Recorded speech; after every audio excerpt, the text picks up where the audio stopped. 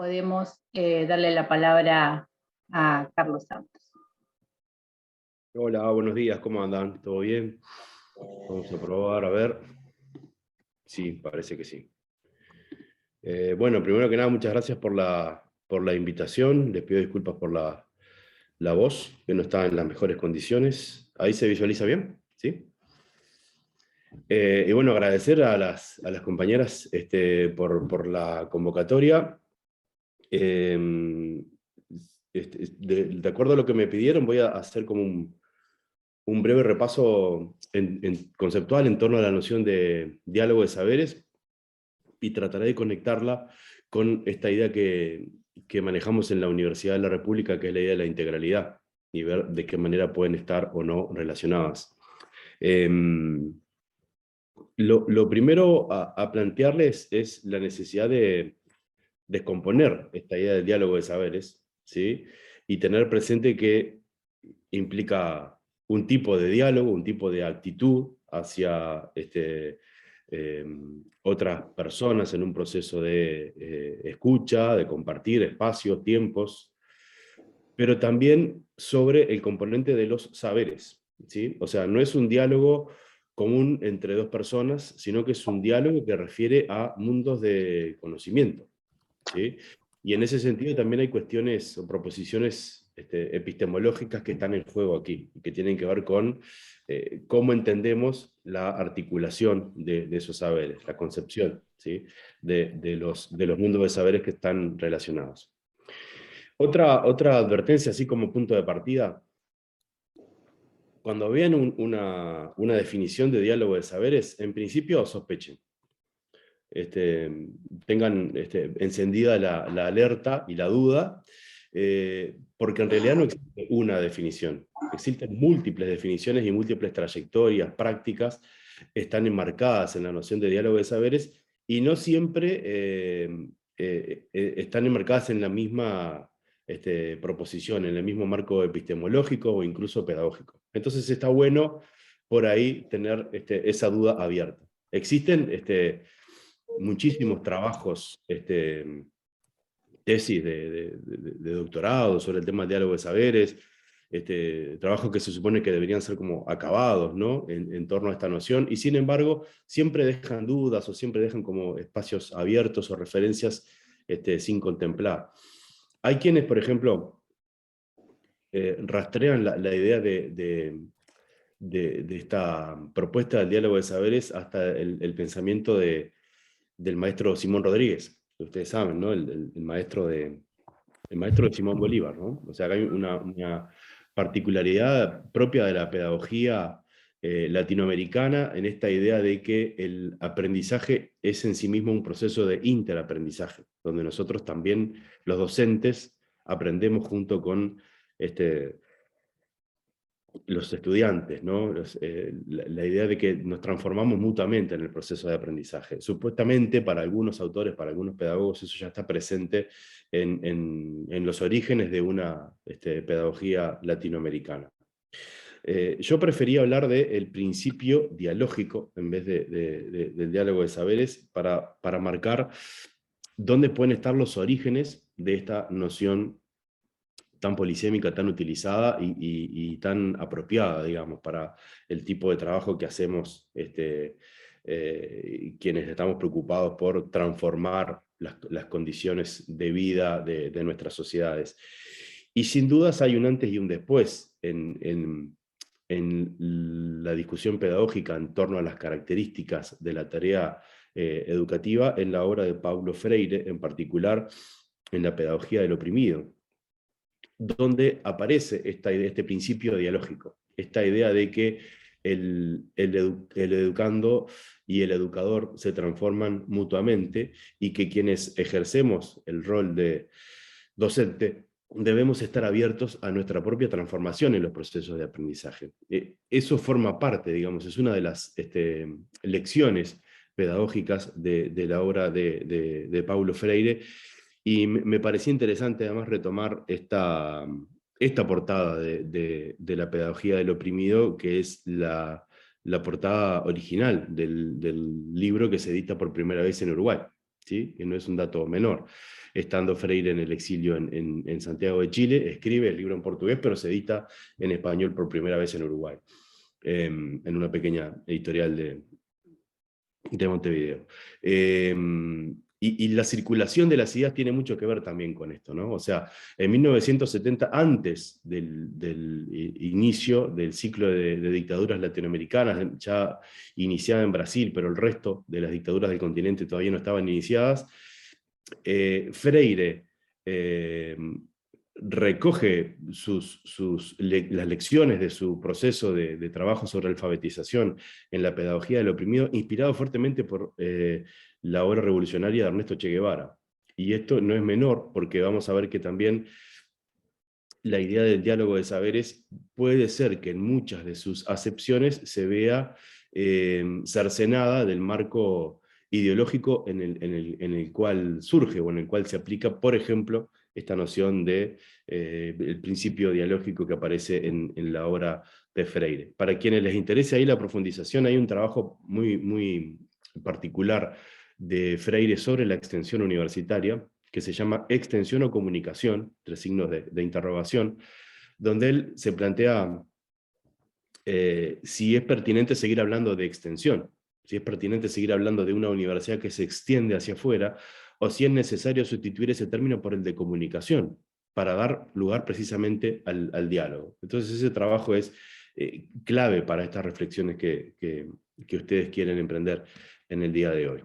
Hay otro autor latinoamericano, también fundamental para estas discusiones, que es Orlando Falsborda, sociólogo colombiano, y en particular su trabajo que da origen, en cierto modo, a la investigación-acción participativa, ¿sí? De nuevo, no aparece de manera explícita en la obra de Falsborda la idea de diálogo de saberes. Sin embargo, todo el trabajo de Falsborda está basado en la necesidad de recuperar los saberes de los sectores populares con los cuales se trabaja, recuperarlos críticamente. Aquí tuve la feliz visita hace unos días de un profesor colombiano que me trajo algunos de estos materiales, ¿sí? Ese que aparece ahí en la pantalla. Son una suerte de cómics, ¿sí?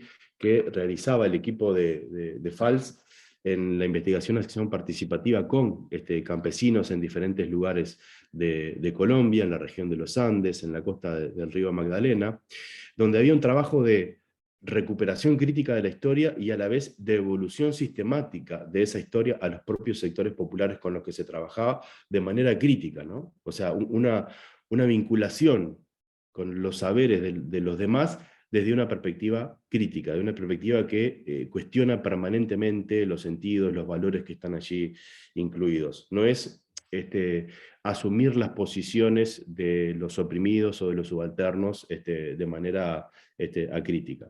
Y ya que hablábamos del papel de Che Guevara en la obra de Freire, hay una gran influencia en la obra de Falsborda de la tarea revolucionaria de Camilo Torres Restrepo. Entonces también vemos ahí como hay también una praxis, ¿no? Una relación entre las concepciones y la práctica revolucionaria de algunas personas, de algunos colectivos que son referencia también para las transformaciones pedagógicas que generan estos autores o que proponen estos autores.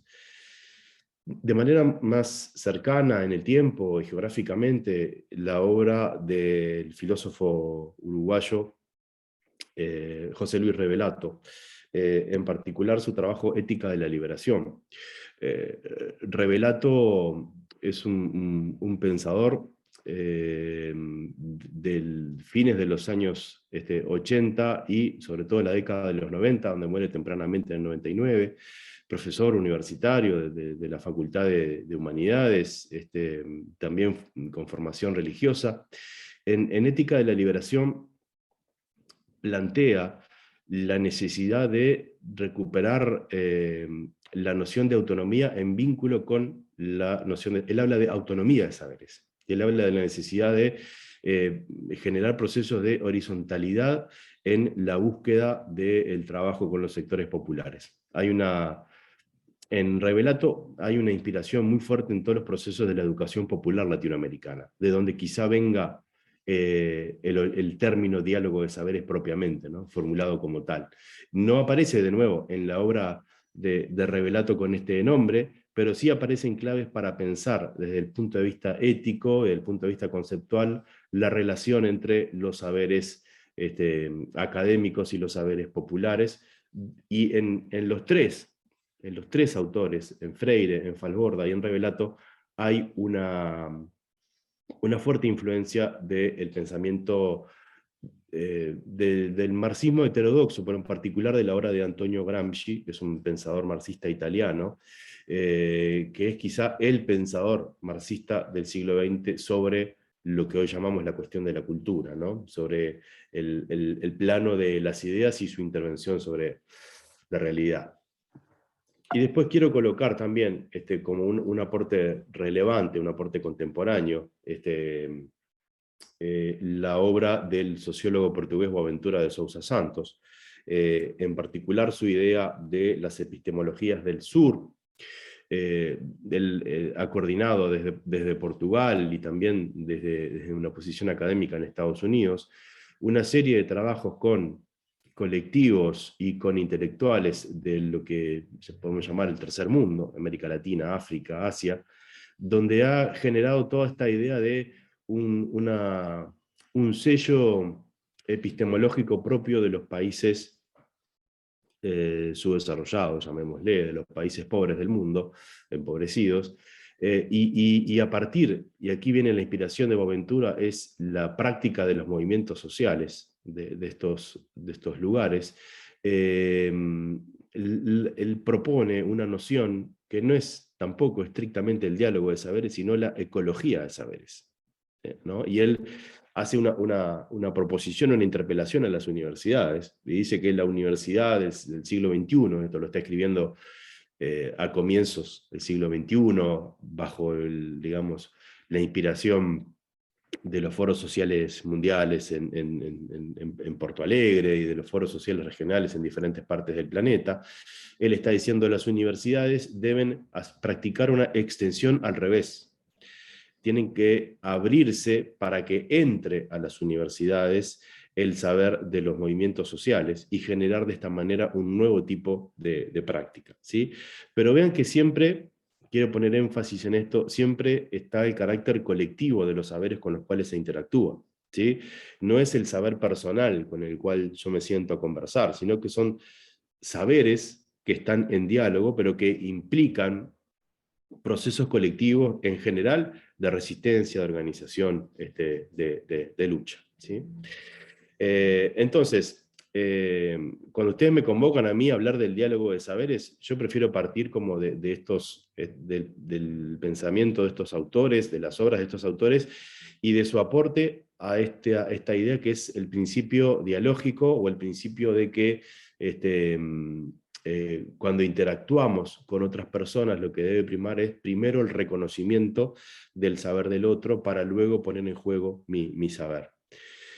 Hay una idea muy importante que aparece con mucha fuerza en Boaventura de Sousa Santos, pero que aparece también en Falborda, que yo creo que deberíamos explorar, y les dejo ahí tirada el desafío en todo caso. Dice en un momento Boaventura de Sousa Santos: es necesario establecer el reconocimiento de las ignorancias para poder hablar de una ecología de saberes. Si no reconocemos mutuamente lo que no sabemos, ni las otras personas ni nosotros, es muy difícil que podamos ponernos a dialogar sobre lo que sí sabemos y a construir un saber en común. Y creo que como punto de partida para los procesos de diálogo de saberes es un elemento muy sugerente. De nuevo, esto aparece de manera muy no central, de una manera muy periférica en la obra de Falborda, pero creo que por algo existe esta preocupación en torno a la ignorancia, ¿no? Y a la ignorancia no como algo negativo, sino como algo que nos habilita a producir o a generar una búsqueda de conocimiento en torno a eso que no conocemos, ¿no? Y bueno, quería también brevemente, telegráficamente, hacer un vínculo entre esta noción del diálogo, del principio dialógico, el diálogo de saberes, con la integralidad en la Universidad de la República. Y para eso, digamos, un recorrido también histórico, pero como les decía, bastante más acelerado.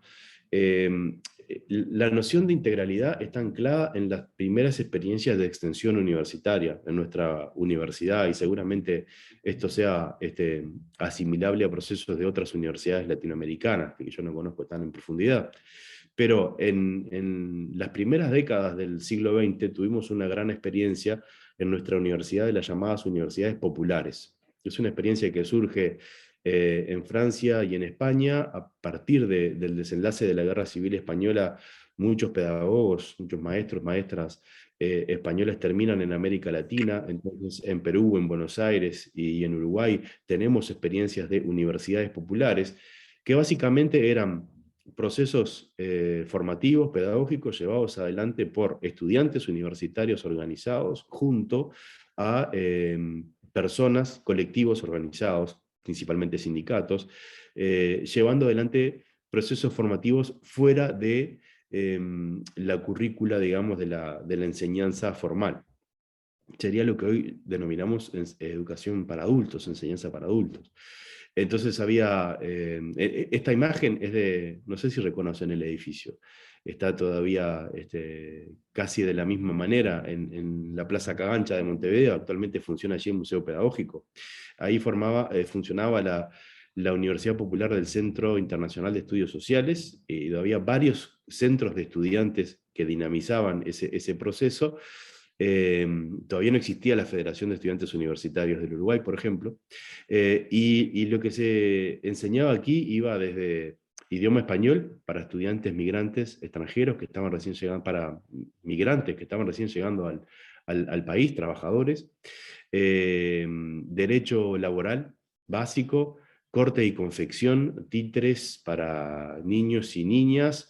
Eran espacios donde se transmitían por radio conferencias que se daban en algunos de los recintos universitarios, actividades de las más disímiles que formaban parte de una agenda formativa común entre universitarios y no universitarios, en una lógica muy de extensión, muy de transferencia de conocimiento para quienes lo necesitaban. Pero prontamente, a mediados de la década del 40 y de manera sostenida a lo largo de la década del 50 y comienzos de los años 60, se desarrollan las misiones sociopedagógicas en Uruguay a iniciativa de las estudiantes de magisterio, inicialmente, ¿sí? O sea, es un proceso que se desarrolla desde fuera de la universidad, pero que rápidamente involucra primero estudiantes universitarios, universitarias, sobre todo de las carreras de medicina, derecho, arquitectura, servicio social, enfermería, odontología, en vínculo con las maestras, sobre todo en las zonas rurales del Uruguay, que comienzan a realizar en un inicio campañas de alfabetización que luego se transforman en campañas que abordan las condiciones de vida de los rancheríos rurales en diferentes regiones del país, ¿sí? De nuevo, aquí hay un molde muy de extensión, en el sentido clásico, ¿sí? Una acción hacia el afuera de las instituciones educativas, no solo de la universidad, sino también del magisterio, pero necesariamente esto transforma a las personas, ¿sí? Pasar por estas experiencias de otredad radical, de ver condiciones de vida completamente inimaginables para un Uruguay que en ese momento se consideraba la Suiza de América, el proceso del llamado país de las vacas gordas, ¿no? O sea, un momento de auge económico que sin embargo tiene como correlato estas condiciones de vida en las zonas rurales. Eso va a generar una transformación personal muy fuerte, pero también va a empezar a generar transformaciones institucionales.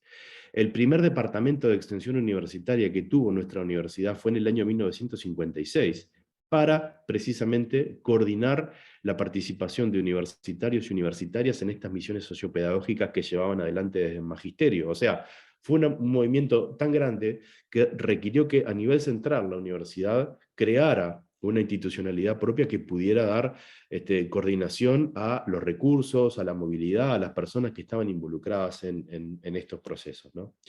Y eso va a tener como correlato algo que seguramente Magalí se puede explicar mucho más que yo, que es todo el proceso de la llamada reforma de Bellas Artes. Es la reforma del plan de estudios de la Escuela de Bellas Artes, la Escuela Nacional de Bellas Artes a lo largo de la década del 60, que básicamente lo que hace es involucrar lo que pasa afuera de la escuela, afuera de la universidad, como parte del proceso educativo. El medio se vuelve enseñante, nos dicen. La idea de la enseñanza activa, la idea de que a partir de la práctica artística, en este caso, también se puede aprender. Entonces se van combinando factores ahí, ¿no? O sea, una práctica de extensión hacia afuera, la concepción de que ese afuera también puede intervenir en el ámbito educativo, y después aparece en la década del 60 con mucha fuerza la idea de la integralidad, por primera vez en nuestra universidad, en el plan de estudios de la Facultad de Medicina del año 1968. Coincide con el año del asesinato de los mártires estudiantiles.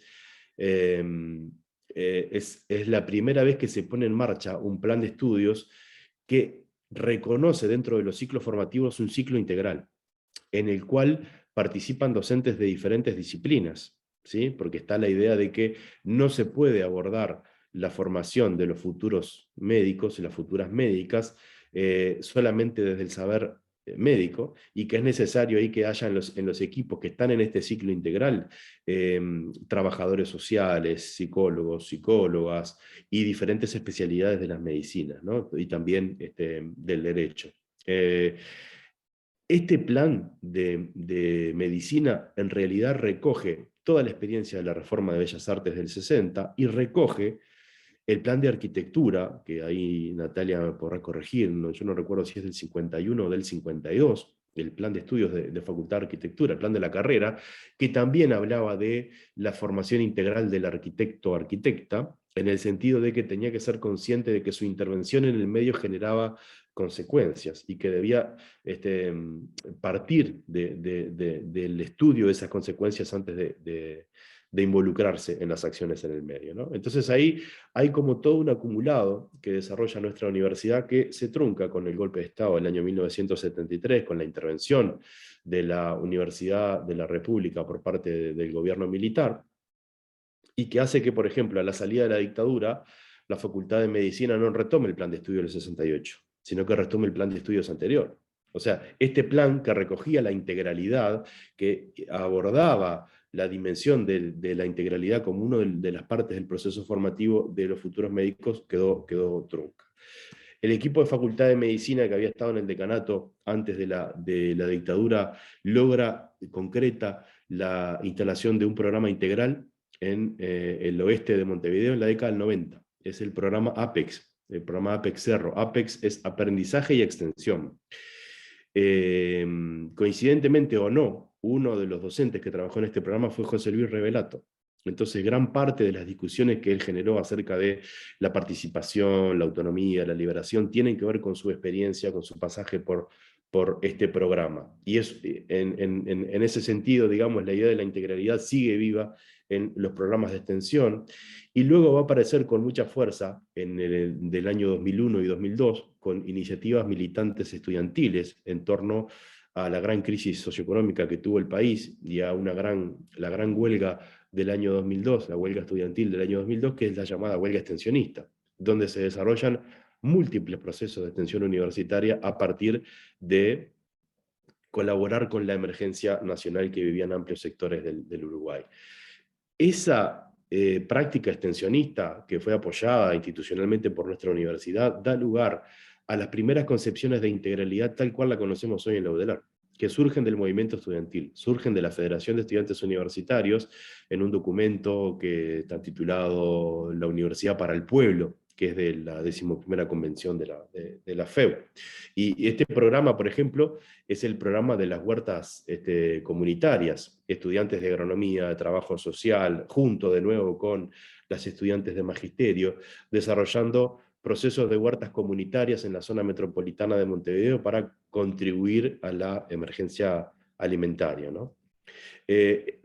Luego, mucho más cerca en el tiempo, tenemos dos nuevos hitos de esta idea de la integralidad. Uno de ellos es la creación del Programa Integral Metropolitano. es un programa que tiene la integralidad en su nombre, está en el enclave muy cercano ahí a donde está Solana, en la ruta 8, al lado de la nueva facultad de veterinaria, y es un programa que recoge toda la experiencia del APEX y que plantea, digamos, el nuevo desafío de la curricularización de la extensión a partir de procesos integrales. También en 2007 nuestra UDELAR dio el importantísimo paso de la creación del espacio interdisciplinario, que ustedes conocen mejor que yo, ¿sí? A partir del financiamiento de centros, núcleos, proyectos de diferente alcance que favorecen la interdisciplina. Y es así que llegamos a el 27 de octubre del año 2009, cuando nuestra Universidad de la República define por una resolución expresa del Consejo Directivo Central de la Universidad que el concepto de la integralidad, la idea de la integralidad, es el marco por el cual la malla curricular de nuestra universidad va a ser renovada, ¿no? Vean el título de la resolución es para la renovación de la enseñanza y la curricularización de la extensión y las actividades en el medio. Eso da lugar a esta sigla que seguramente ustedes conozcan, que es la de los espacios de formación integral, ¿sí? A mí me gusta traer la resolución, y perdonen que caiga en el detalle, vean ahí que tiene 15 votos en 17. Si quieren pueden explorar después para ver quiénes no votaron esta resolución y qué consecuencias puede haber tenido eso en el desenlace posterior de esta trayectoria en la universidad. Entonces, ¿cómo se define la integralidad en ese documento que es del 2009 y que ha regido, digamos, el desarrollo de la extensión universitaria en nuestra institución? Como un proceso que articula al mismo tiempo funciones universitarias, articula disciplinas en procesos que tienen que tender a la interdisciplina y dan lugar al diálogo de saberes. Entonces, este concepto que a ustedes les preocupa o les motiva para hoy, aparece en nuestra normativa universitaria desde el 2009 como el marco, como uno de los componentes del marco para el desarrollo de la extensión de una manera integrada, junto con la enseñanza y la investigación, de una manera interdisciplinaria y de una manera dialógica, articulada con los saberes de los sectores populares con los cuales interactuamos. Bueno, yo dejo por aquí, disculpen lo apretado de la síntesis, quedo a las órdenes por si hay alguna consulta. Muchas gracias, Carlos. Un lujo tenerte hoy. La verdad, un recorrido así, impresionante. Muchísimas gracias. Dejamos unos minutos antes de pasar a la próxima actividad para consultas, comentarios, en base a este recorrido súper nutritivo que acaba de hacer Carlos Santos, con una cantidad de información que la verdad que da gusto escucharte siempre.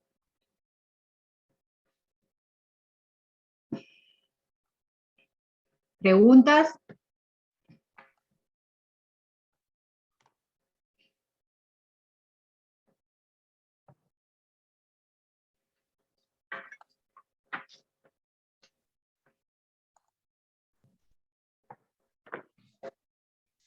Carlos Machado, adelante. Buenos dias a todos e a todas. Carlos, demais companheiros e companheiras aqui da FURG em especial, quer dizer, de Rio Grande, né? E o Samuel, o Jean, a Solana, a Letícia, o Horácio, a Sabrina.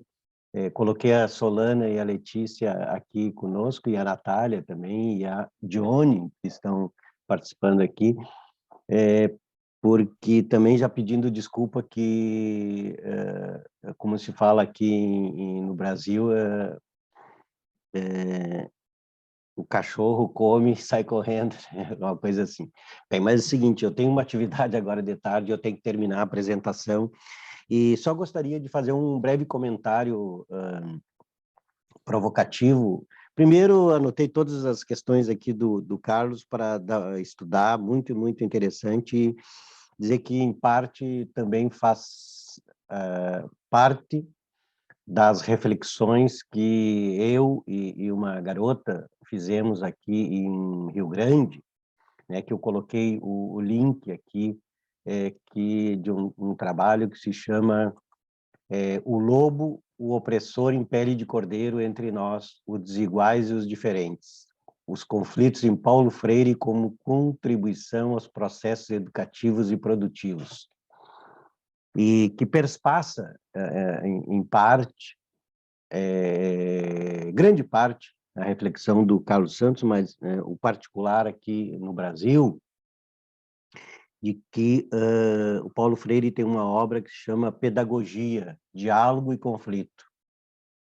E a partir dessa provocação, assim, no evento do Paulo Freire aqui na FURG, eu e esta jovem chamada Tainara, fizemos um estudo, uma reflexão, identificando o conflito, né?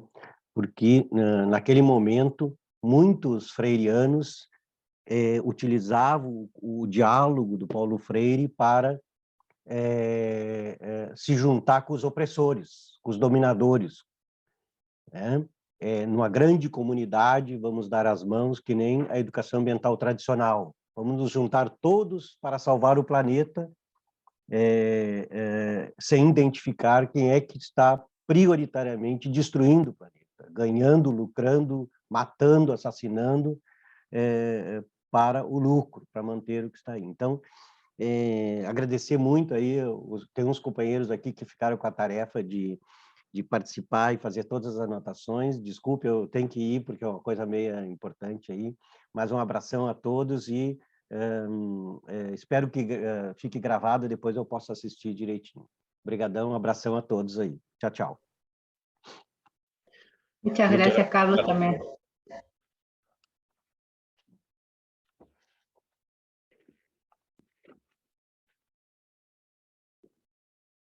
¿Algún comentario más? ¿Preguntas? Porque los dos Carlos se tienen que retirar. Hoy es la mañana de los Carlos. Y bueno, nada, un poco la idea era también, habemos en este grupo, en este núcleo, personas con distintas formaciones, desde distintos lugares, que nos aproximamos a la educación ambiental, también desde distintas disciplinas, de distintos roles institucionales o no institucionales, y bueno, estaba bueno como empezar a reflexionar sobre estos temas. El diálogo de saberes lo traíamos también como importante para una de las tramas que se viene trabajando y que de alguna manera queremos impulsar este año con mayor fuerza, invitar a la reflexión, a la lectura de estos autores, y bueno, cómo conecta sobre todo a los universitarios con la extensión y con la integralidad de funciones y con ese deber ser universitario en el territorio del este. Natalia está pidiendo la palabra y luego Beatriz. Bueno, buenas a todas y todos.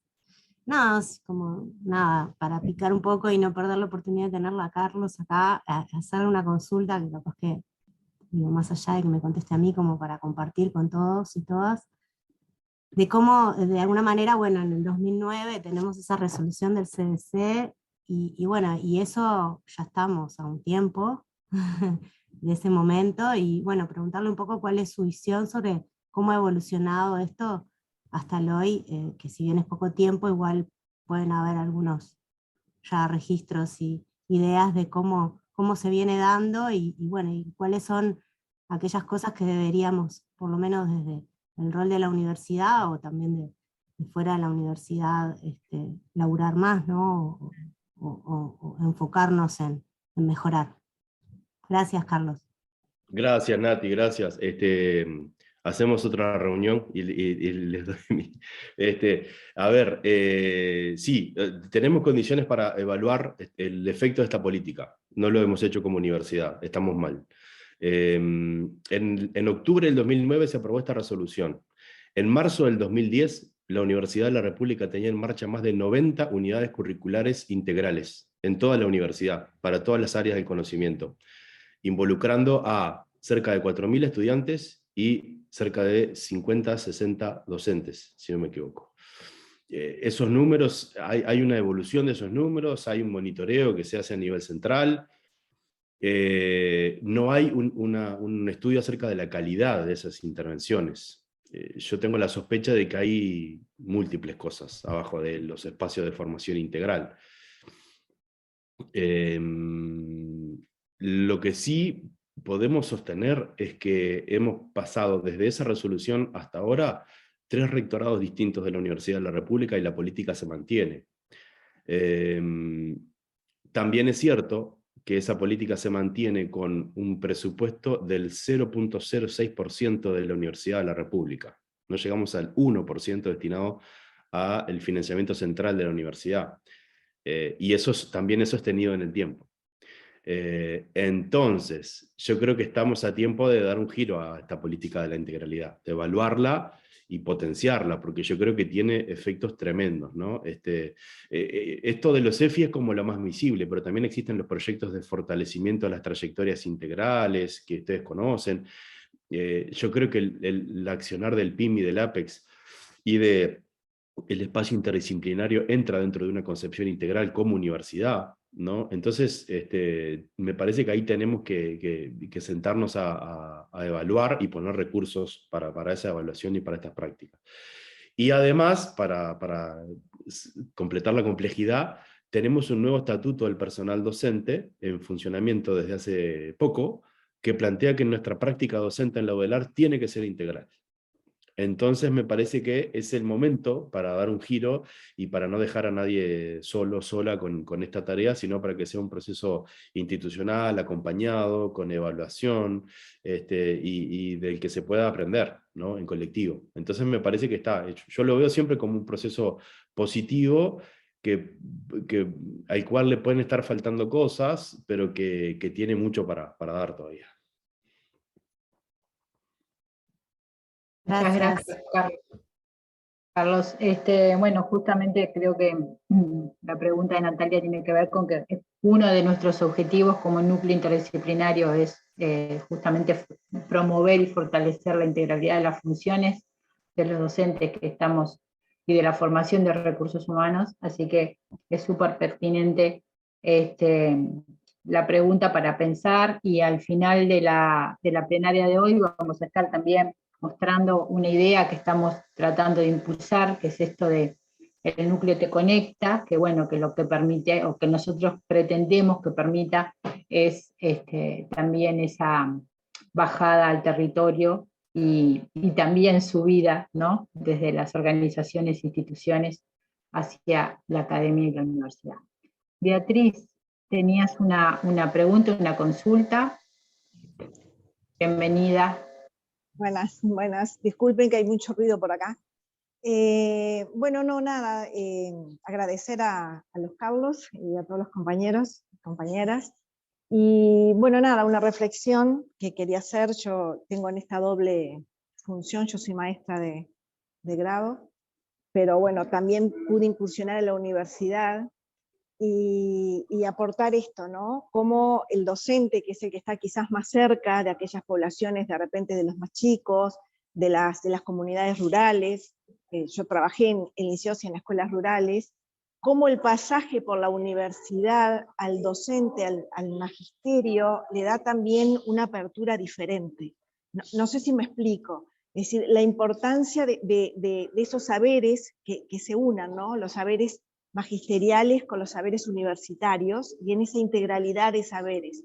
Porque creo que el potencial que tiene, creo yo, ¿no? el docente, el maestro, que es el acercamiento y el poder estar como con una comunicación más cercana, con un lenguaje cercano, que me parece a mí que es muy importante en esto de poder bajar algunos conceptos que son más científicos o que tengan que ver con las disciplinas. Entonces me parece que esto de poder estar como más unidos desde todos los saberes, pero también desde ese saber que parece que estamos como, bueno, como docente yo siempre me sentí muy separada de la universidad, es como que el magisterio era una cosa y la universidad otra.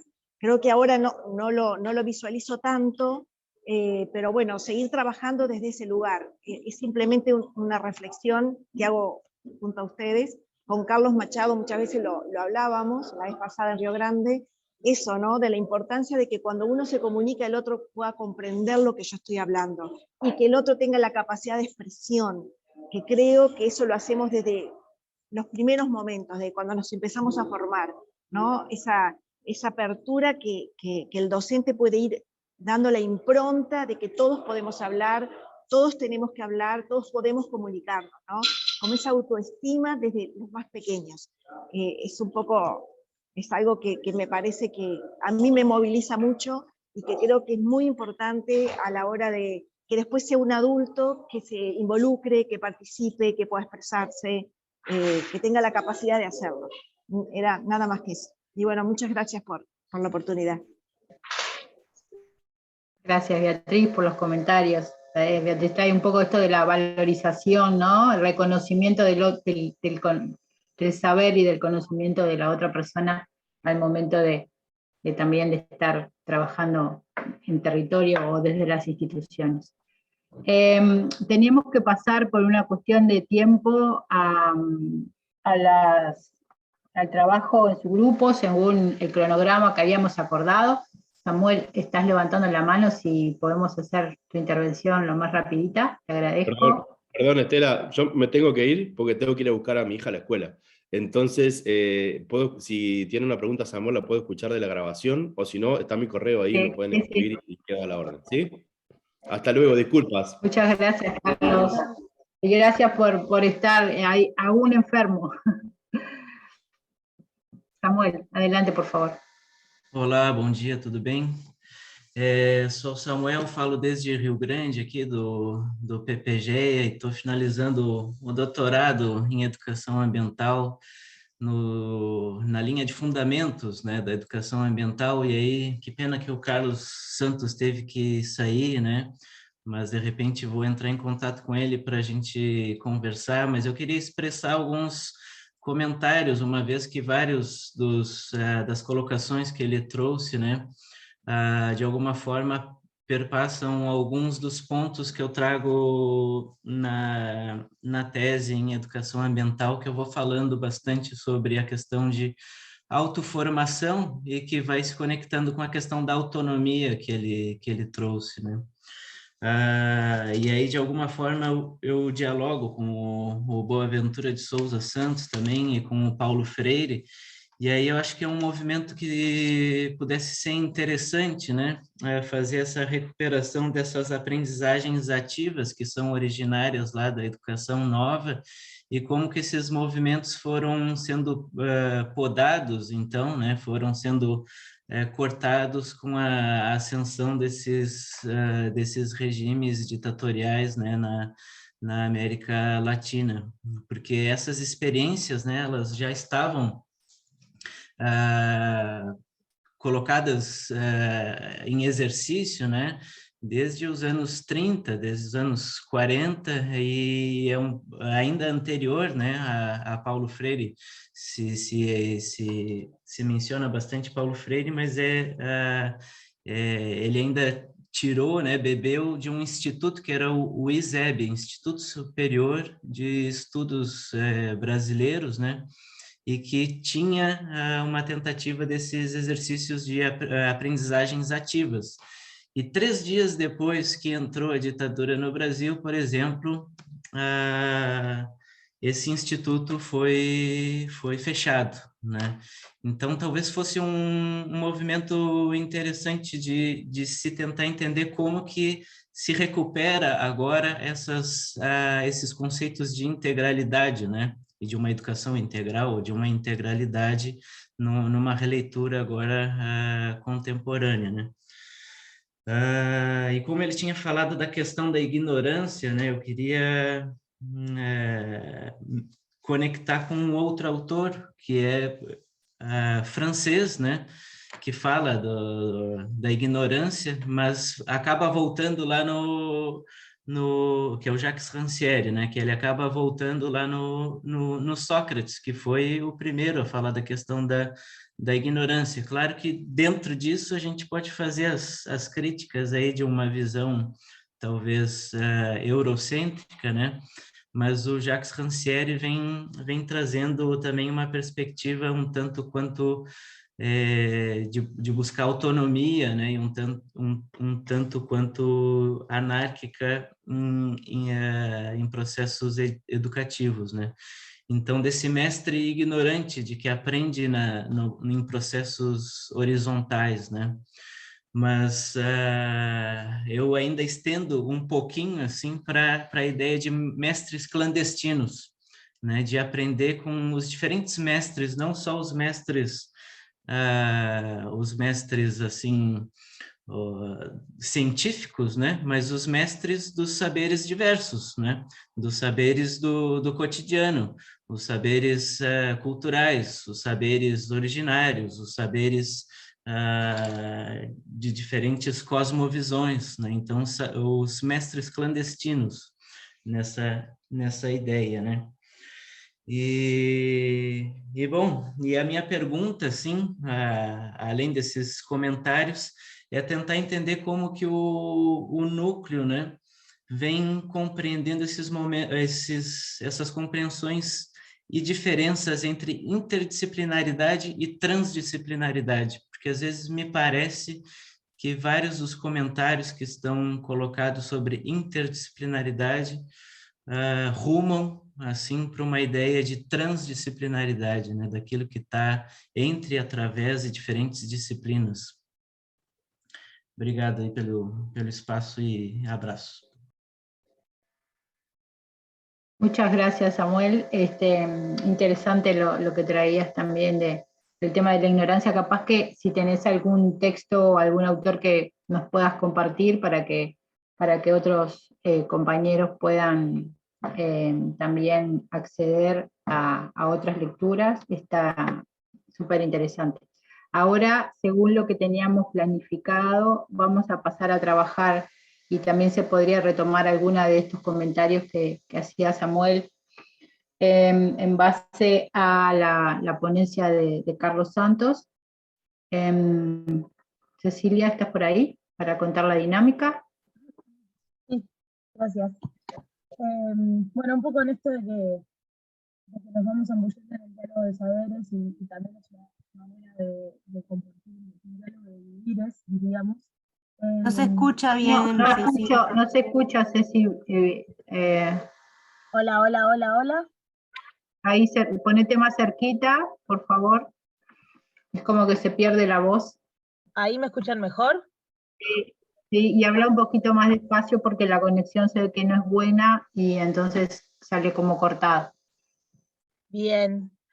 Bueno, en esto de que el diálogo de saberes es también un poco un diálogo de vivires y de experiencias y de las historias que traemos también cada uno, la idea del trabajo en subgrupos es compartir cuál es nuestro vínculo con la educación ambiental de manera actualmente, digamos, hoy por hoy, desde el lugar donde también residimos y desde el lugar donde habitamos, cómo nos vinculamos con ese territorio desde la educación ambiental, y cómo podríamos a través del núcleo potenciar ese vínculo, ya sea relacionándonos con otras personas con las que estemos en el subgrupo, como con algunas actividades que se pueden plantear en el marco del núcleo, o de otras maneras que cada uno pueda ser creativo y pensar y abordar, e incluso puedan surgir dentro del subgrupo.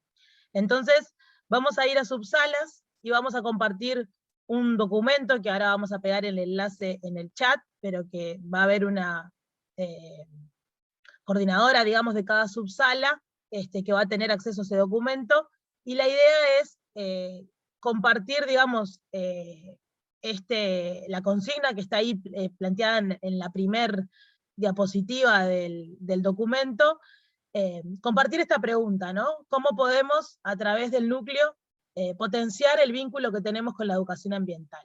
Entonces la idea es que cada uno se presente, pueda contar cuál es su vínculo con la educación ambiental, y entre todos conversar cómo se puede potenciar ese vínculo a través del núcleo. Lo que comenten, lo que registren, digamos, lo que compartan, sería bueno registrarlo en esa diapositiva y después ponerlo en común en este espacio una vez que termine el trabajo por subgrupos. La idea es contar con 20 minutos aproximadamente para ese diálogo, ese encuentro entre ustedes, que va a ser también como un poco territorial, porque por eso les pedíamos que pusiéramos el nombre y el lugar de residencia, porque la idea es distribuirnos en función de esa territorialidad. La diapositiva en la que tienen que registrar lo compartido se corresponde con el número de sala Zoom que les es asignado. ¿Ah? Si hay dudas, están quienes coordinan los subgrupos para aclararlas y a la vez para ayudar y facilitar con el registro en este documento que les planteábamos. Así que, Sol, si querés, dame un segundo para copiar el enlace en el chat y que todos lo puedan ir abriendo en sus computadoras y podemos ir a subsalas. Ahí lo envié.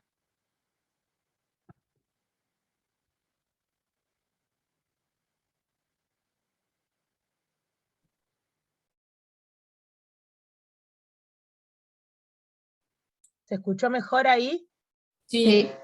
Sí, capaz que aclarar eso, que se van a encontrar con compañeros y compañeras que tienen que ver con su región, y algunos que no tienen que ver con su región, que son integrantes del núcleo, que van a estar ayudando en la moderación y acompañando el proceso, ¿sí? Abro salas, le va a aparecer un cartelito que dice ingresar a salas pequeñas, que les debería aparecer ahora, y ahí van ingresando. Estela, tú puedes entrar a cualquier grupo porque como sos anfitriona, yo no te puedo asignar. Perfecto.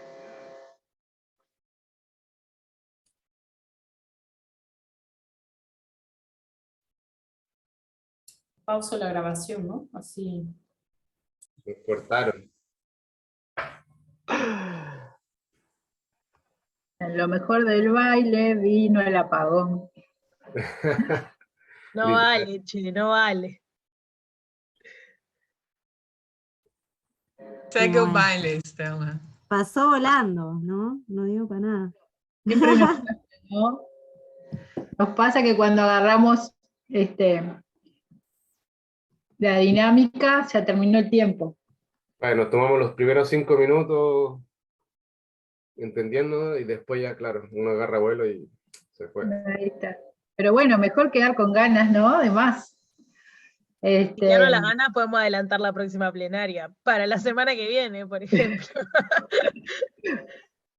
Bueno, ¿quién va a moderar ahora? Sol, vos.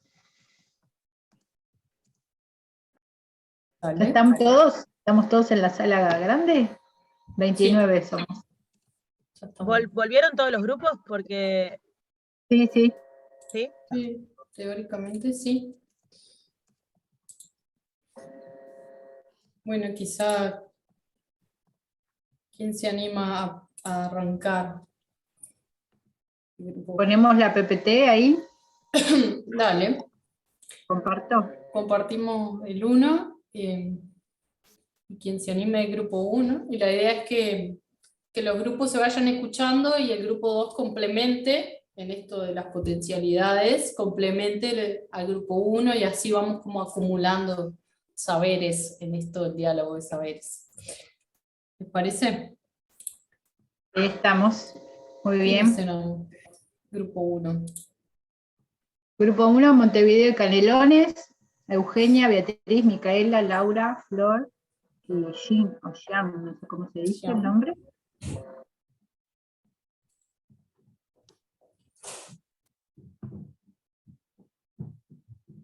¿Quién se anima a Eugenia, Mica? ¿Quién se anima a leer eso? Comentar. Mamá. A ver, la chiquita se anima. Dale, Mica.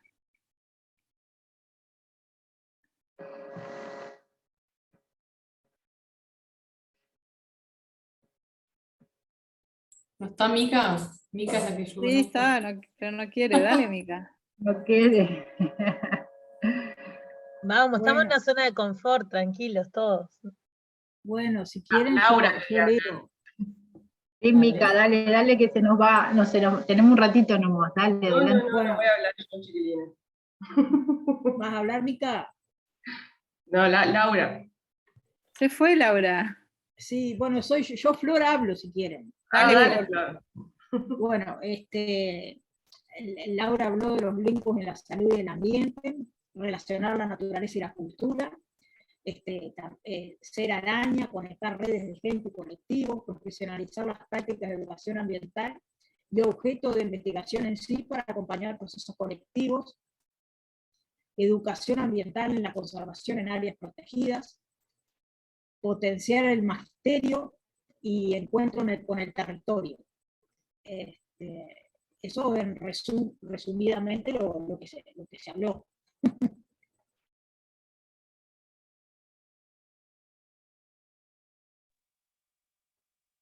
Buenísimo. ¿Algo que quieran complementar? Hola. Vamos. Ahí. Ay, hola. Hola. ¿Escuchan? Sí, te escuchamos.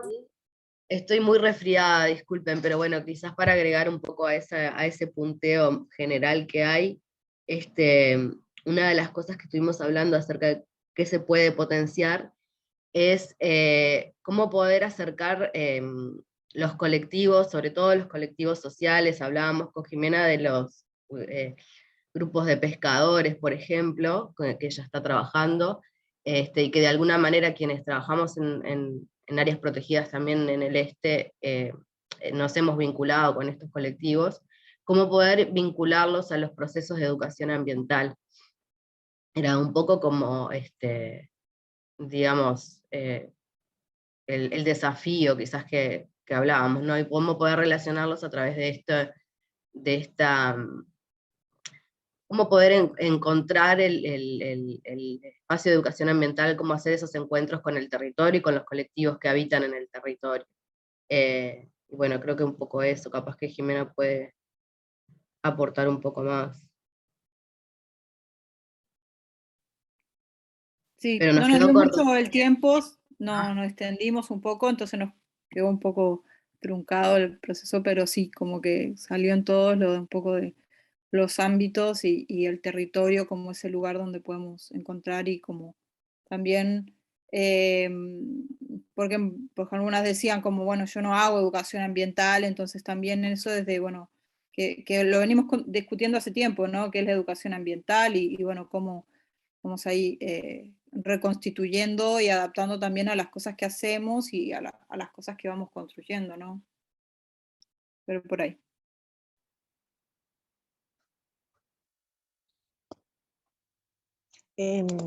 No sé, de repente...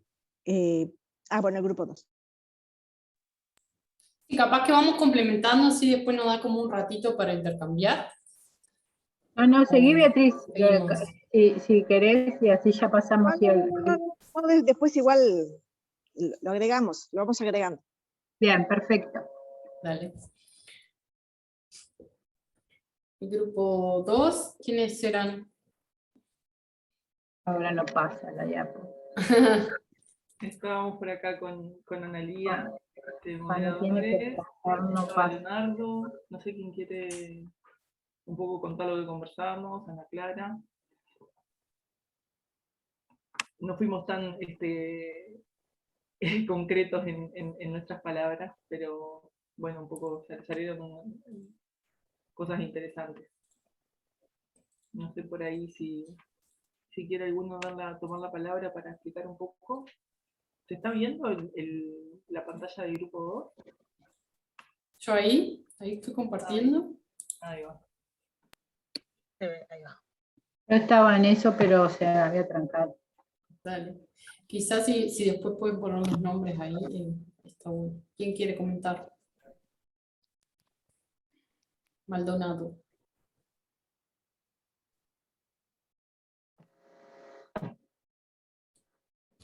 Vamos, que en esto de la educación hay que ambiental, hay que ponerle cuerpo y la palabra. Hay que ponerle, y además se nos pasan los minutos.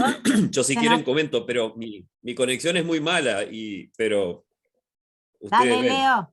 Como que Apagá la cámara si querés, Leo, y en este momento mientras hablas. Bueno, ¿Cuál es el vínculo con la educación ambiental? Empresas que inciden en los espacios de interés para la conservación, compromiso hacia el ambiente, el peso de los actores sociales en los procesos de defensa de esos espacios, ordenamiento territorial, acercamiento de los vínculos con los actores sociales, la formación disciplinar y su incidencia en las acciones, pensares que llevan adelante. Redes de unión de la costa, rol de articulación entre fuerzas sociales y los actores universitarios. Pasaje de los sentires en la sociedad hacia lo académico, desafío de entablar el diálogo de saberes en las disciplinas más productivas, contradicciones, acciones de emprendedores locales como acercamiento a la educación ambiental, formación de formadores, gestión y coordinación, dejar en evidencia los instrumentos de normativas ya existentes para reclamar y dar paso a la defensa de los bienes de la naturaleza, recoger formas, ideas y propuestas que surgen de la sociedad civil para adaptar a la generación y aplicación de las normativas. Espero que se haya escuchado algo. Sí, si no con el PPT te pudimos seguir también. Y yo me quedé pensando esto desafío de entablar Bueno, el diálogo gracias. de saberes de las disciplinas más productivas. Sí, ¿Qué pensaron eso? Eso surgió de una intervención justo que hice respecto a nuestros propios colegas o a nuestros propios compañeros en los trabajos, ya sea del ámbito privado como de la academia. Hay disciplinas que en lo particular, por ejemplo, las considero que son como desarrollistas respecto a su formación. Por ejemplo, la agronomía. Evidentemente que hay agrónomos que son conservacionistas, que les interesa el cuidado del ambiente, o sea, no estoy generalizando.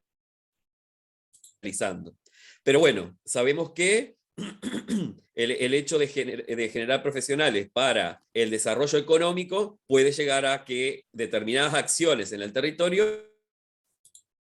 sean en detrimento de la conservación de la naturaleza. Esa era mi intervención respecto a eso. Más También hacia los existe modelos en la arquitectura, productivistas. modelos productivistas, ahí está. Y también existe en el ámbito de la arquitectura. Ahora, por ejemplo, tenemos esa idea maravillosa, por ejemplo, de una isla de la fantasía. O sea, existen este tipo de actividades desde tipo profesional que se podrían ser cuestionables desde el punto de vista desde un punto de vista ambiental. Iba por ahí la cosa. Bueno, ¿algo que quieran complementar?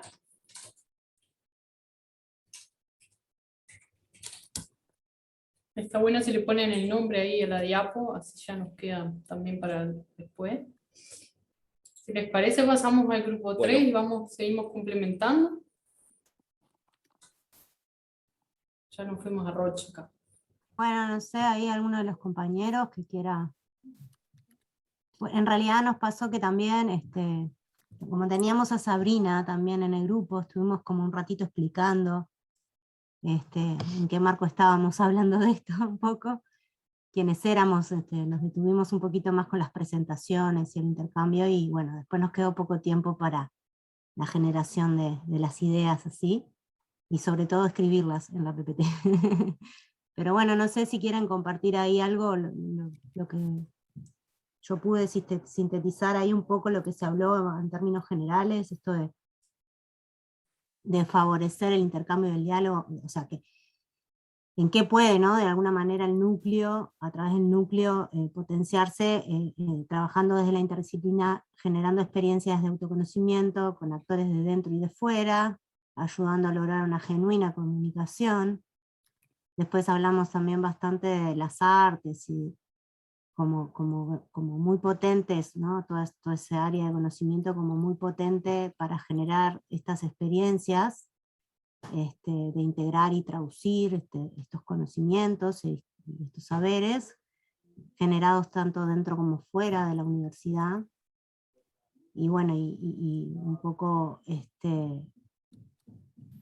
es por ahí estuvieron las grandes cuestiones que conversamos, pero no sé si Daniel, Lucía y Sabrina quieren contar algo más de lo que intercambiamos, porque no pudimos sistematizar todo, la verdad. Hablamos más de lo que escribimos.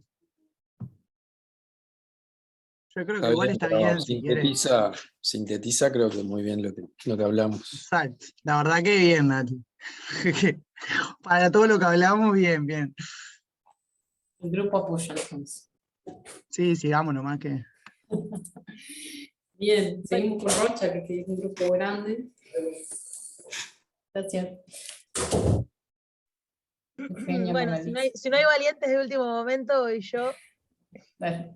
Un poco contando también, bueno, éramos un grupo conformado por 3 de Rocha, 2 de Brasil, y estuvimos hablando un poco del vínculo actual de cada uno con la educación ambiental, que hay muchos como en un momento de transición, ¿no? Saliendo de repente maestrías, doctorados o tesinas de grado, tesis de grado bueno, a nuevos mundos, y ver cómo estuvimos conversando mucho en qué tema estaba cada uno trabajando y qué era lo que traía, aspectos interesantes, el tema de, bueno, lo que traía, por ejemplo, Samuel, del yoga y el aporte que puede hacer el yoga como a la integralidad también, ¿no? De cuerpo y mente, un poco Vinicius, que está trabajando con temas de agua en la cuenca de la Laguna Merín, Magali con temas relacionados a lo que es el vínculo arte, naturaleza, cultura, Euge con el tema también pesca artesanal, educación ambiental, gestión de residuos,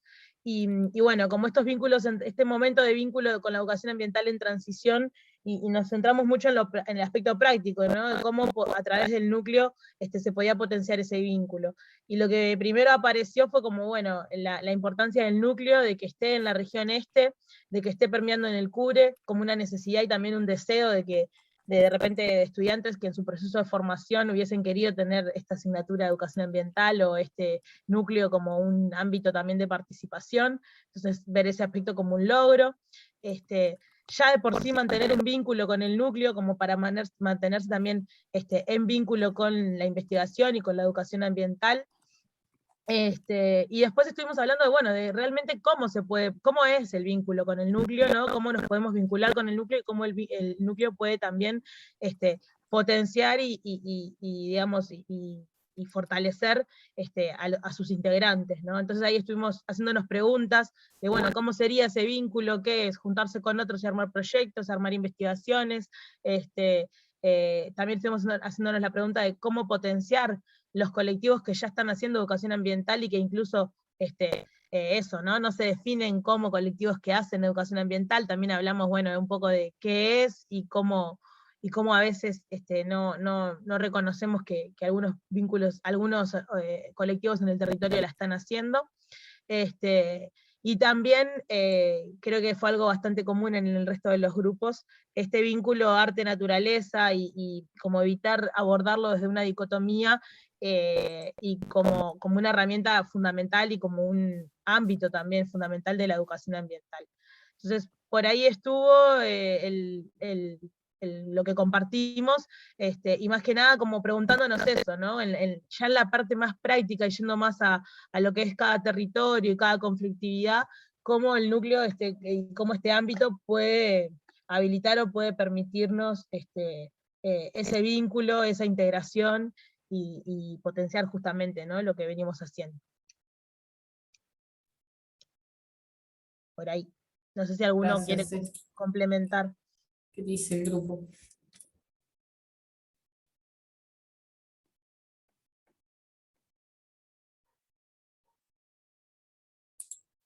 Hay que manejar los silencios también.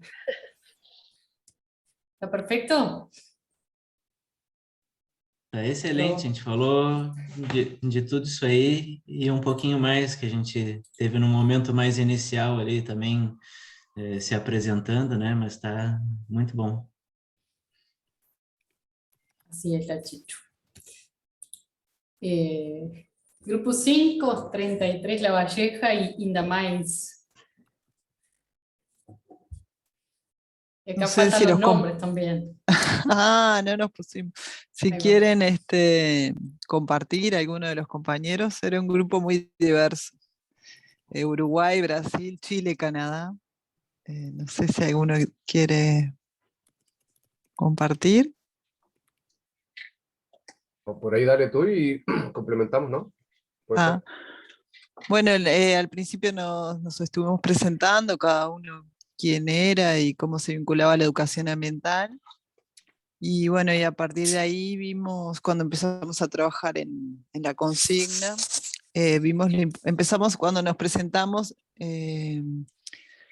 sacamos cuánto teníamos en común y cuántas personas conocíamos que podía colaborar con el otro, entonces, y en las líneas de investigación o en los trabajos. Entonces nos pareció importante como generar una base de proyectos y noticias, como una base de datos que puede estar, y noticias de actividades que nos vincule a todos, ¿no? Utilizando como la plataforma, la página web del núcleo, como para fortalecer esa red de núcleo de educación ambiental y establecer la cooperación entre los integrantes, la difusión a través de podcast o de Uniradio. Una de las compañeras se enteró de la actividad por Uniradio, curso de educación permanente, talleres, y bueno, y también la parte de artículos científicos en conjunto.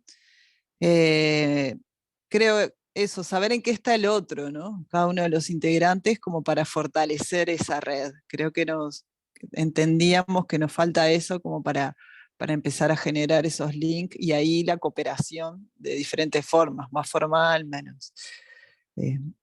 Por ahí va, no sé si alguno más quiere Sí, complementar. exactamente, yo creo que de alguna manera, bueno, es bastante escueto si vamos a otros 4 grupos, que algunos fueron bastante detallados en algunas cosas.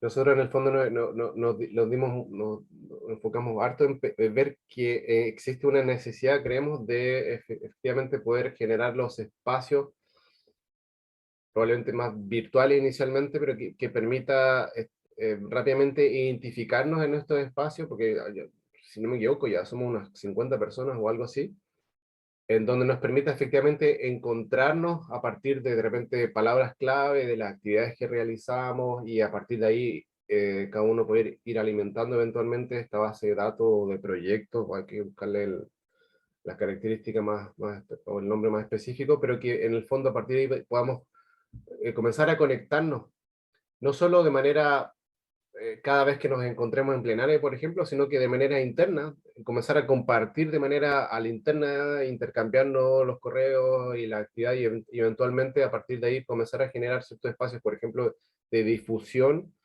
por medio de un podcast, por ejemplo, la Uniradio, mencionar que nos parecía que es súper interesante trascender un poco más allá de los espacios tradicionales de difusión, y ir a algunos espacios que hoy en día se están utilizando cada vez más, como por ejemplo el tema del audiodifusión por internet, como los podcasts, o incluso videos cortos, etcétera, y cómo esa difusión de los proyectos, de las actividades que estemos realizando, también conectarnos con las comunidades y con los espacios de acción.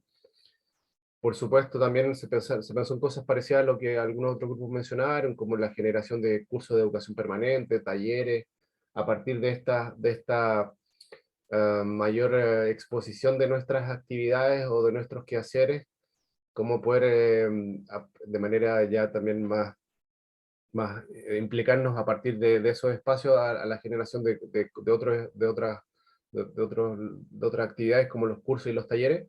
Y por supuesto, creemos que no deja de ser importante, a pesar de que la lógica, por lo que hemos visto, y todos pensamos un poco en esa idea de, está la integralidad, está el trabajo del diálogo de saberes, de la conexión con la comunidad, pero no debemos dejar de lado que finalmente como núcleo, y desde dónde vienen los fondos, al final, tanto de manera personal como el núcleo, le conviene y le es pertinente el poder desarrollar actividades como artículos científicos en conjunto. Entonces es un hecho que eso también es parte de una necesidad, pero también un quehacer, un interés que el núcleo y la interacción entre sus distintos miembros debiese poder gestar. Y es ahí donde vuelve a ser importante la base de datos o de proyectos que permita identificarnos rápidamente en qué está cada uno o qué hace cada uno, por ahí va la cosa. Muchas gracias, Felipe. Solana. Sí, gracias. Acá estaríamos terminando. Voy a dejar de compartir. Se dieron varias cosas en común y varias cosas diferentes en cada grupo. Estamos en hora, no sé, Estela, yo te paso la patata y... Iba a retomar con esta reflexión del último grupo y lo que mencionaba el compañero, Felipe, perdón, que bueno, que lo que teníamos planeado ya estamos en hora, pero que rápidamente podemos contarles algo que ya veníamos mencionando y que tiene que ver con esto, Jimé, que es esta idea de, y por eso también queríamos escucharlos hoy, de promover esta actividad que le dimos a llamar Entretejiendo el Este, el Núcleo Te Conecta. ¿Contás un poquito, Jimé, a partir de la Sí, ficha? la actividad que tuvimos de la trama el año pasado, una de las propuestas que salió de la trama es un poco mapear a todos los colectivos y actividades que se estuvieran haciendo. Y bueno, la idea es implementar eso, de concretar esa idea y que, bueno, que surgió hoy día en todos los grupos bueno, cómo literalmente nos podemos conectar, ¿no? Y bueno, la idea es como primero hacer un primer mapeo desde nosotros y bueno, y socializarlo también hacia otros colectivos y actividades como para empezar a poder hacer ese mapeo, ¿no?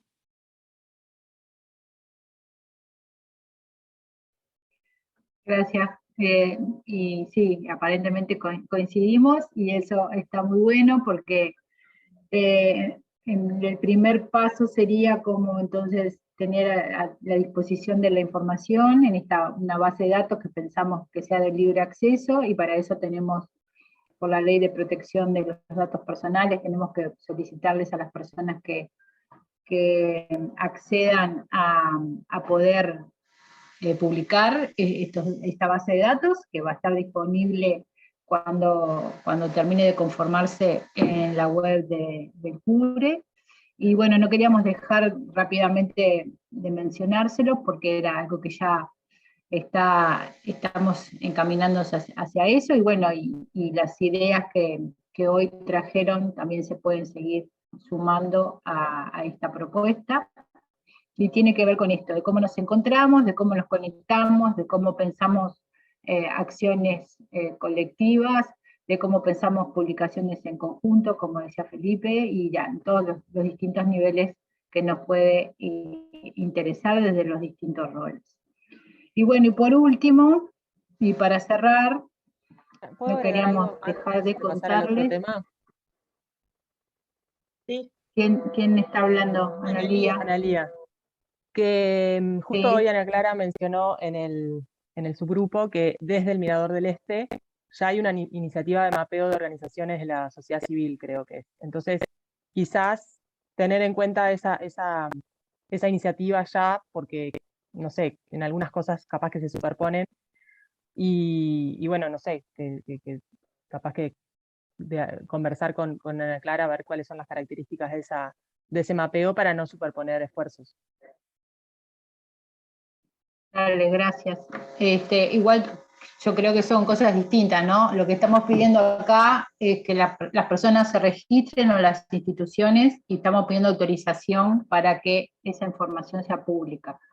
Es como la primera etapa de después lograr una sistematización y un mapeo. Pero lo tenemos en cuenta en la Liga, gracias. Y Lucía Fernández, ¿querés contar brevemente la identidad visual?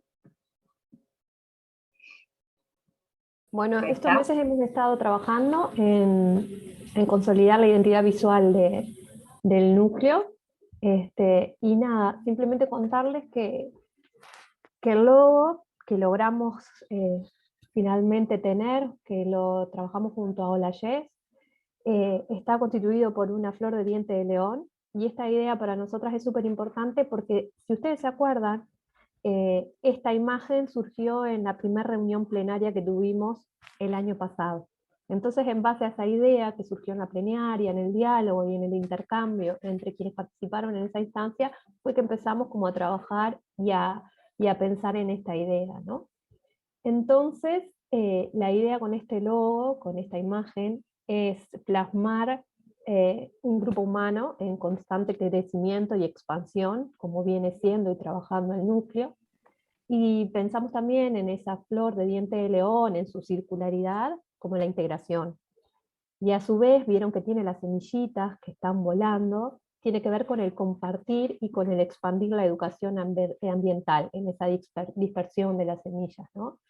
Entonces, en base a eso, a lograr finalmente tener esta identidad visual, es que vamos a estar trabajando con ustedes, que cuando presenten una actividad a través del formulario existente, se les va a devolver esta imagen del logo para que la puedan usar, y un manual de identidad también que estuvimos trabajando, para que vean cómo debería de convivir también ese logo con otras imágenes visuales que tienen relación muy fuerte con el núcleo, como es el CURE, como es el espacio interdisciplinario, y a su vez la Universidad de la República, que nos engloba a todos y a todas. Entonces nada, simplemente que vamos a empezar a usar esta identidad visual en el núcleo, y bueno, compartir con ustedes cuál es el detrás de esta imagen, y cómo fue para nosotras importante también este nacimiento, que nació justamente de una instancia como esta que estamos teniendo hoy.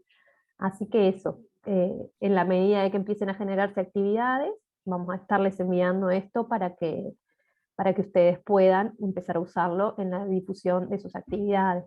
Recuerden que registrar las actividades es súper importante para todos y para todas, y que está disponible el formulario en la página web del CURE, que si ingresan, les voy a decir por dónde, déjenme que me fijo porque de memoria no me acuerdo sinceramente. Vamos a CURE, y en la pestaña institucional tenemos para desplegar núcleos interdisciplinarios, y ahí tenemos el espacio del núcleo con información general y estas cuestiones, también está el manual colgado y otras cosas.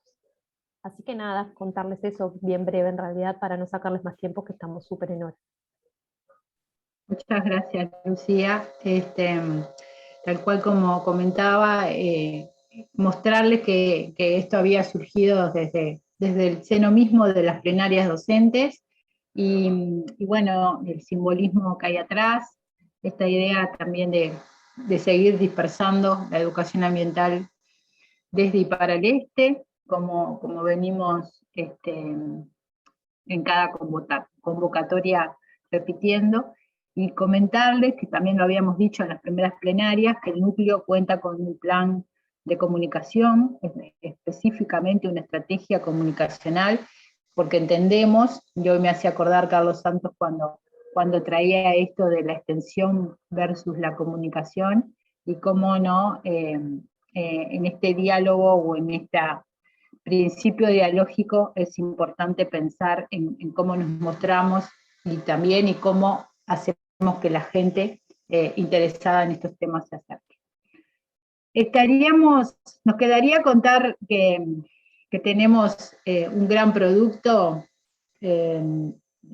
generado por este desarrollo del núcleo, pero bueno, vamos a cerrar, pero se los voy a dejar mencionado, que es el diseño y la elaboración del curso, el primer curso transversal para todas las carreras en este momento del CURE, que le dimos a llamar Curso de Educación Ambiental 1, un curso introductorio que diseñamos desde el núcleo, con un enfoque, por supuesto, interdisciplinario, que vamos a estar desarrollando en este segundo semestre, que ya hay 4 carreras que lo han aprobado para que forme parte de su currícula. Esas son la licenciatura en Gestión Ambiental, la licenciatura en Diseño de Paisaje, la licenciatura en Turismo y el tecnólogo minero, no me estoy olvidando de ninguna, ¿no?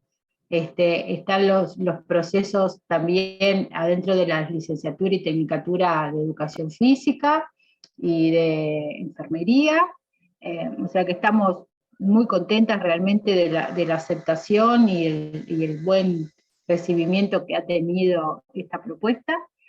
les va a llegar la información por correo. La idea es que sea un curso mixto, donde las clases sean una vez por semana de 4 horas de dedicación, donde las clases comiencen con una introducción teórica y tengan un fuerte componente práctico en las 3 sedes del CURE, Maldonado, Rocha y 33, con clases presenciales.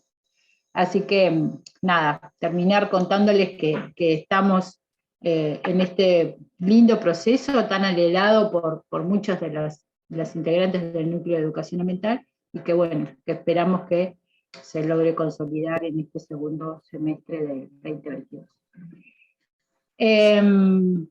Las compañeras, si tienen comentarios, o ustedes, o el resto de los integrantes, preguntas, comentarios, sugerencias. Si no, bueno, vamos a seguir con esto, van a tener novedades nuestras, y la idea es también poder pensar en instancias presenciales que nos permitan otro tipo de contacto que son tan necesarios, ¿no? Sabemos que también la movilidad de los distintos lugares no es tan sencilla, pero bueno.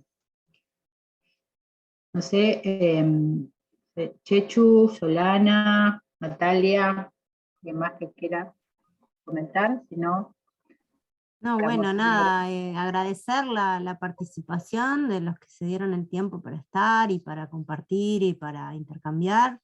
Sabemos que son fechas bravas, que son horarios difíciles, que es difícil también poder poner horarios donde todo el colectivo, que somos muchos, pueda participar. Entonces nada, en eso también decirles que vamos a tener más instancias de estas, tenemos un cronograma anual, alguna más vamos a tener, y vamos a intentar, no sé, hacer un esfuerzo por ir rotando horarios para que los que hoy no pudieron estar puedan estar, y bueno, y así poder llegar a todos y a todas, ¿no? Pero añoramos mucho lo presencial, tuvimos la intención de hacerlo de alguna manera de forma híbrida, entre sedes, en Montevideo, Rocha, Maldonado, pero bueno, nos quedaba la gente del exterior también, bueno.